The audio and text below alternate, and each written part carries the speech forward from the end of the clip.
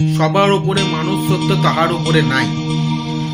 এই যে লাইনটা বলা হয়েছে যে সবার উপরে মানুষ সত্য তাহার উপরে নাই, এই লাইনের মাধ্যমে কিছু অহংকারী মানুষরা, আমাদের মতন মানুষ কিন্তু তাদের মানুষ বলা চলে না অবশ্য, কিছু কিছু কিছু অহংকারী মানুষরা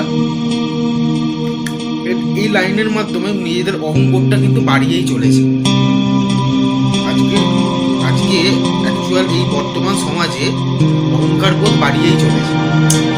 কিন্তু অনেকে যুক্তিও দিয়েছেন যে এই যে লাইনটা, যে সবার উপরে মানুষ সত্য তার উপরে না, সবকিছু তো মানুষই তৈরি করেছে। অনেকেই মানতেই চায় না যে ভগবান আসছে বা প্রকৃতি মহিমা কতটা। ইনফ্যাক্ট এটাও দেখাতে চায় যে মানুষ, যে কিছু কিছু মানুষ, যে মানুষ হচ্ছে একদম প্রধান ক্ষমতার অধিকার। হ্যাঁ, মানুষই সবকিছু সৃষ্টি করেছে, মানুষের সর্বোচ্চ ক্ষমতার অধিকারী, এটা অনেকেই দেখাতে চায়, শো অফ করতে চায়। কিন্তু ইতিহাস কি বলছে, ইতিহাস বা বিজ্ঞান কি বলছে? যদি আমরা পৃথিবীর ইতিহাস তত্ত্বের দিকে যাই, পৃথিবীর সৃষ্টির ইতিহাস তত্ত্ব, তাহলে আজ থেকে প্রায় 3.5 থেকে 3.8 বিলিয়ন বছর আগে ইতিহাস বলছে, পৃথিবীর সৃষ্টি তো বিলিয়ন বছর আগে বিভিন্ন ব্যাকটেরিয়া, বিভিন্ন এককোষী সরল জীবী সৃষ্টি হয়েছিল পৃথিবীতে। ব্যাকটেরিয়া, হ্যাঁ, আর্কিয়া মতো অতি আণুবীক্ষণিক ক্ষুদ্র ক্ষুদ্র জীবরা।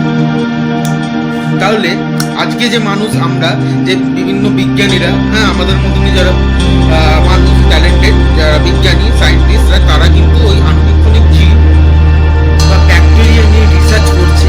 হ্যাঁ, আমরা এটা দেখতে পাচ্ছি।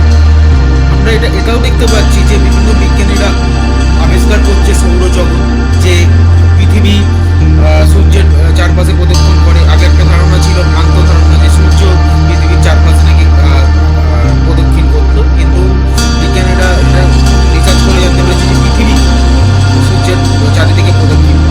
তো এগুলো মানুষ রিসার্চ করছে। তো সেক্ষেত্রে একটা একটা লাইন যে সবার উপরে মানুষ সত্য, কেননা উন্নত জীব হিসেবে মানুষ, কিন্তু সেটা যদি অহংবোধের শিকার হয় সেই লাইনটা, সেটা তো ভুল। এই জন্যই বলে না যে পড়াশুনো অবভিয়াসলি, এডুকেশন অবভিয়াসলি মানুষকে শ্রেষ্ঠ করে, কিন্তু অহংকারী হতে শেখায়। এটাই হচ্ছে মেন বিষয়। যে আজকে ভিডিওটা বানানোর মেন উদ্দেশ্যটাই হলো যে যাদের এই ভ্রান্ত ধারণা, কিছু কিছু মানুষের, যাদের অহংকারী, কিছু কিছু অহংকারী জীব বা মানুষের, তাদের তো মানুষ বলে চলে না, জীব, বোকা বোকা কনসেপ্ট যে সবার উপরে মানুষ সত্যি, এটা ঠিকই এই লাইনটা, কিন্তু বোকা বোকা কনসেপ্ট এটাই যে তারা কি বলছে না, তারা বলছে যে মানুষই সব কিছু সৃষ্টি করেছে, ভগবান বা প্রকৃতি বলে কিছু নেই। এই নেচার বা প্রকৃতি মানুষ সৃষ্টি করেছে, এই নদী, গঙ্গা, হ্যাঁ, সাগর, হ্যাঁ, এছাড়াও আমরা কি দেখছি, এছাড়াও আমরা দেখছি আকাশ।